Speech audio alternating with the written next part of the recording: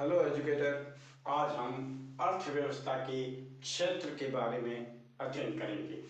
जैसा कि हम जानते हैं कि अर्थव्यवस्था में जितनी भी क्रियाएं होती है उन क्रियाओं का संबंध अर्थ से होता है, धन से होता है, पूंजी से होता है।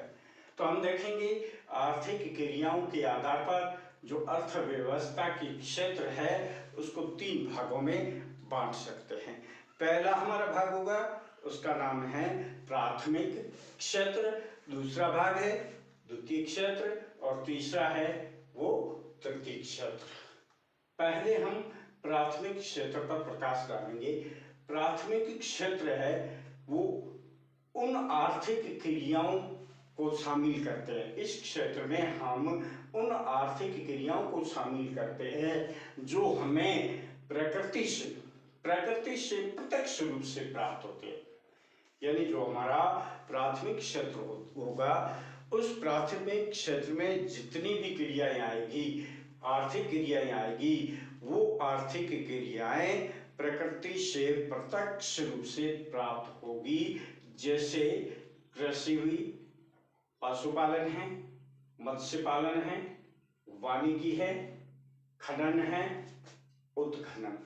ये सारी के सारे आर्थिक क्रियाएं हैं, ये हमें प्रकृति से प्रत्यक्ष रूप से प्राप्त होते हैं। इसलिए इन सारी आर्थिक क्रियाओं को हम प्राथमिक क्षेत्र में शामिल करते हैं। प्राथमिक क्षेत्र के बाद में हमारा दूसरा जो क्षेत्र है उसको द्वितीय क्षेत्र या द्वितीयक क्षेत्र के नाम से जाना जाता है। इस क्षेत्र में किन क्रियाओं को शामिल किया जाता है?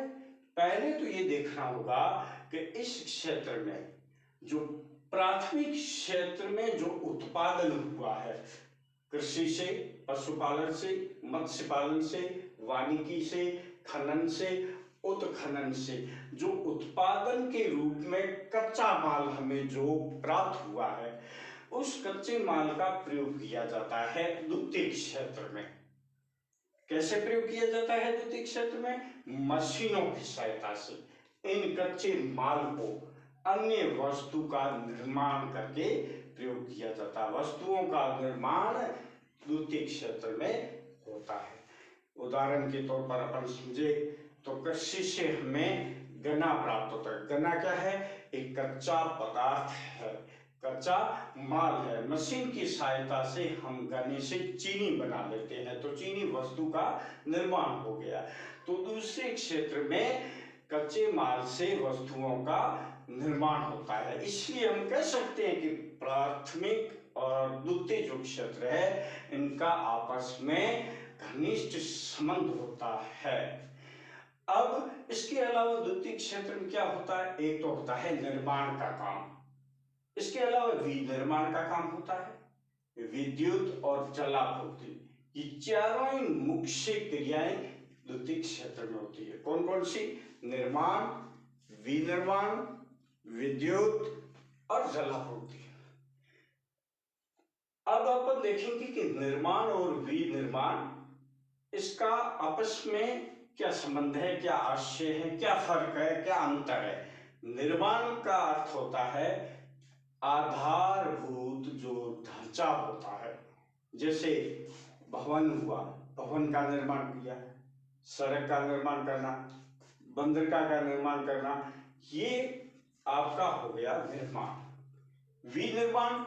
विनिर्माण हमेशा मशीनों से वस्तु बनाई जाती है, तब हम विनिर्माण कहते हैं। जैसे यहाँ उदाहरण दिया हुआ, सूत है, कच्चा पदार्थ है जिससे सूत से कपड़ा बना दिया, चमड़े से जूता बना दिया मशीनों की सहायता से, तो विनिर्माण हो गया। अब इन दोनों क्षेत्रों की यदि तुलना करें तो प्राथमिक क्षेत्र में कृषि का योगदान सबसे अधिक है। प्राथमिक क्षेत्र में कृषि का योगदान सबसे अधिक है। तो द्वितीय क्षेत्र में विनिर्माण का सबसे अधिक योगदान है। प्राथमिक क्षेत्र पहला हमारा, दूसरा द्वितीय क्षेत्र। इसका अध्ययन करने के बाद में हमारा अर्थव्यवस्था का जो तीसरा क्षेत्र है वो तृतीय क्षेत्र कहलाता है। इसको हम सेवा क्षेत्र भी कहते हैं, सेवा क्षेत्र भी कहते हैं। और ये जो सेवा क्षेत्र होते हैं, इन दोनों का, प्राथमिक क्षेत्र का और द्वितीय क्षेत्र का, दोनों क्षेत्रों से संबंधित होता है तृतीय क्षेत्र। इसमें कौन कौन सी सेवाएं हैं उपलब्ध होती है? मुख्यतः उनका भंडारण है, परिवहन है, शिक्षा है, स्वास्थ्य है, बीमा है, होटल और रेस्तरां है, पर्यटन है, लोक प्रशासन है, अनुसंधान और विकास है, खुदरा व्यापार है, रक्षा है, सूचना और प्रौद्योगिकी विभाग। ये सारे जो होते हैं ये तृतीय क्षेत्र के अंतर्गत आते हैं। तृतीय क्षेत्र को भी दो भागों में बांटा जाता है। अर्थव्यवस्था के जो तीन क्षेत्र है, तीसरा क्षेत्र है, उसको दो उप भागों में बांटा जाता है, दो अन्य भागों में बांटा जाता है। पहला भाग होता है चतुर्थ क्षेत्र, दूसरा है पंचम क्षेत्र। क्या होता है चतुर्थ क्षेत्र में? यह वह क्षेत्र होता है, चतुर्थ क्षेत्र वह क्षेत्र होता है जहां अत्यधिक कुशलता की आवश्यकता होती है, जैसे अनुसंधान और विकास, इसमें अत्यधिक कुशलता की आवश्यकता होती है। ये चौथा है। इस प्रकार से पांचवा और अंतिम है जिसमें कुशलता तो होती है, कुशलता के साथ साथ निर्णय लेने की भी स्वतंत्रता होती है, जैसे लोक प्रशासन। तो इस वीडियो में हमने अर्थव्यवस्था के क्षेत्र, तीन क्षेत्र है और दो उप क्षेत्र है, इसके बारे में अध्ययन किया।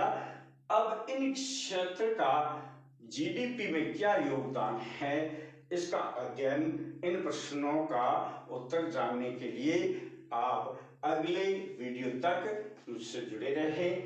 आप सभी का धन्यवाद। जय हिंद।